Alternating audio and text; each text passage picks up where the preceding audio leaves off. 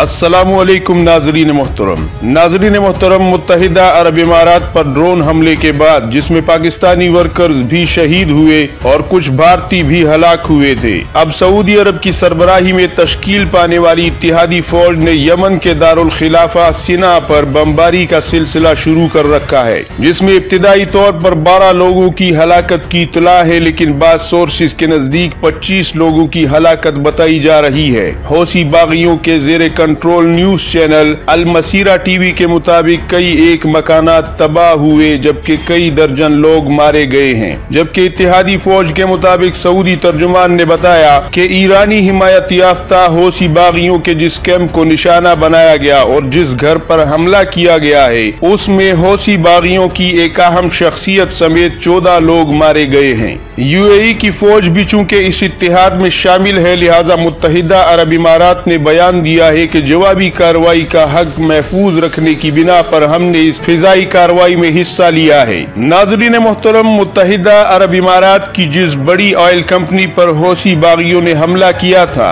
और वो oil company और उस समेत दीगर बड़ी ऑयल कंपनियों को भी हौसी बागियों ने इंतबा जारी किया है कि कोई भी इन बड़े प्रोजेक्ट्स पर अगर काम करेगा जो कि हमारे मफादात के खिलाफ होगा तो हम ऐसी कार्रवाइयां जारी रखेंगे। हौसी बागियों के डिप्टी फॉरेन मिनिस्टर ने बयान दिया है कि हमने सिर्फ ड्रोन नहीं बल्कि मिसाइल भी दागा था और अब 2015 के बाद से 6 साल में हौसी बागियों ने ये सलाहियत हासिल कर ली है कि वो सिर्फ ड्रोन नहीं बल्कि बैलिस्टिक मिसाइल और लॉन्ग रेंज रॉकेट्स के साथ भी सऊदी अरब और यूएई में किसी भी जगह को निशाना बना सकते हैं। जबकि इन 6 साल में हमने अपनी मलेशिया को जदीद खित्तों पर तरबियत दी है, ताहम दूसरी तरफ सऊदी और यूएई हुक्काम ने ऐसी मजीद कार्रवाइयों का इंतबा जारी किया है।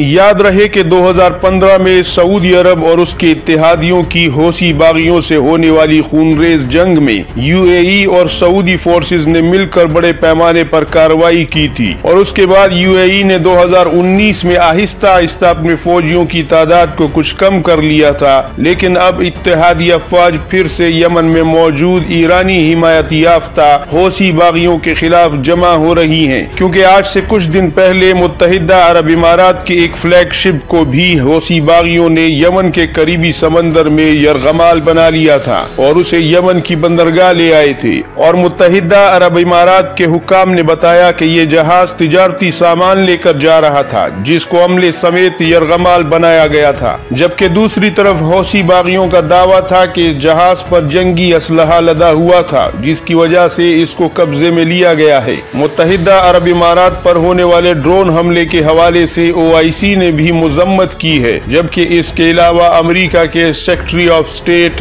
एंटोनी ब्लिंकन ने भी अमेरिका की तरफ से इसकी मजम्मत की है। जबकि दीगर ममालिक में सऊदी अरब के साथ साथ कुवैत, कतर, बहरीन जैसे मुल्कों ने भी इस हमले की मजम्मत की है। नाज़रीन मोहतरम, याद रहे कि 2015 में सऊदी अरब और उसके इत्तेहादियों की यमन से जब जंग शुरू हुई और हौसी बागियों पर हमला हुआ तो उस वक्त पाकिस्तान को बगैर पूछे अरब मुल्कों ने अपने 37 इस्लामी मुल्कों के इत्तेहाद में शामिल दिखाया और पाकिस्तानी हुकूमत का कोई तर्जुमान न होने के बावजूद भी पाकिस्तान का परचम प्रेस कॉन्फ्रेंस में दुनिया के कैमरों के सामने लगाए रखा। हालांकि पाकिस्तान ने इस इत्तेहाद में तो शायद शामिल होना था, लेकिन यमन के खिलाफ यानी एक इस्लामी मुल्क के खिलाफ जंग लड़ने से पाकिस्तान ने गुरेज किया और सऊदी अरब ने पाकिस्तान से फौज भी मांगी थी और साथ ही साथ पाकिस्तान से बहरी जंगी जहाज और दीगर फौजी असलहा भी सऊदी फरमारवा शाह सलमान ने मांगा था, जिस पर उस वक्त के पाकिस्तानी वजीर आजम नवाज शरीफ ने एकदम से हामी भर ली थी। लेकिन बाद में पाकिस्तान के दीगर सियासी और सिफारती हलकों ने बल्कि उस वक्त के वजीर दाखिला चौधरी निसार ने भी इस पर शदीद तनकीद की कि हमें एक बिरादर इस्लामी मुल्क होने की हैसियत से सालिसी का किरदार अदा करना चाहिए, न कि इस जंग का फरीक बनना चाहिए। यहाँ तक कि उस वक्त की अपोजिशन पार्टी PTI का भी यही मौकफ था। हमारी फौज پہلے ہی سعودی عرب میں 10 سے 15 ہزار کی تعداد میں موجود رہی ہے، اور وزیر داخلہ چودھری نثار نے اس وقت کہا کہ 40 سال سے یہ فوج موجود ہے جو کہ اسرائیلی سرحد کے قریب ہے، لیکن یہ کوئی کرائے کی فوج نہیں ہے کہ جس نے مانگی اسے دے دی۔ ہماری کئی ملکوں کے ساتھ دشمنی ہے، لیکن کیا ہمیں کوئی فوج یا اسلحہ دیتا ہے؟ ان کے ساتھ تو ان عرب ملکوں کے اچھے تعلقات ہیں، لیکن پھر بھی ہمارا ایک وعدہ ہے سعودی عرب سے، جو کہ پاکستان نے اپنی آزادی کے بعد سے کیا ہوا ہے، کہ جب کبھی بھی خدا نہ کرے حرم شریف پر کوئی حملہ کرے گا تو پاکستانی فوجیں بغیر پوچھے بغیر بتائے اس کا دفاع کرنے پہنچیں گی، اور پاکستان اپنی پوری جان لڑا دے گا۔ اپنی پوری طاقت جھونک کر پاکستان حرم شریف اور حجاز مقدس کی حفاظت کے لیے پاکستانی فوج خلیجی سمندروں کو دشمنوں کے خون سے رنگ دے گی۔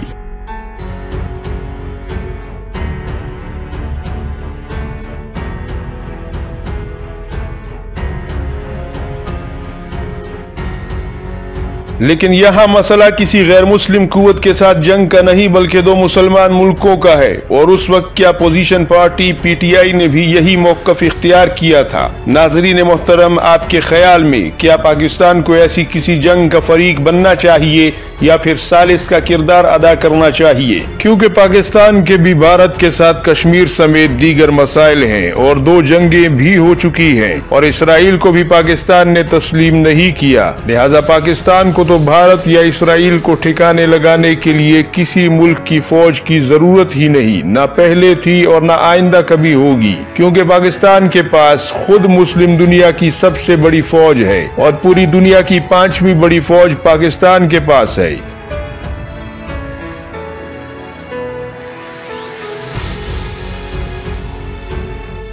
لیکن سفارتی اور عالمی سطح پر تو یقیناً ان عرب ملکوں کو بھی پاکستان کے ان مسائل میں ایسی ہی کھلم کھلا حمایت کرنی چاہیے اور اقدامات کرنے چاہیے اور اپنا اتحاد ثابت کرنا چاہیے جس کی وہ خود توقع رکھتے ہیں۔ اگر عرب ملک یہ احسان جتاتے ہیں کہ بہت سے پاکستانی وہاں کام کرتے ہیں تو وہاں صرف پاکستانی ہی نہیں کام کرتے بلکہ وہاں بھارتی اور دیگر ملکوں کے لوگ بھی کام کرتے ہیں، لہذا یہ بات اتنا بڑا فرق نہیں ڈالتی اور نہ ہی یہ بہت بڑے اتحاد کو ثابت کرتی ہے۔ اپنی رائے ضرور دیجیے گا، ہم آپ کو وقتاً فوقتاً اپڈیٹ دیتے رہیں گے۔ اللہ حافظ، ناصر، پاکستان زندہ باد۔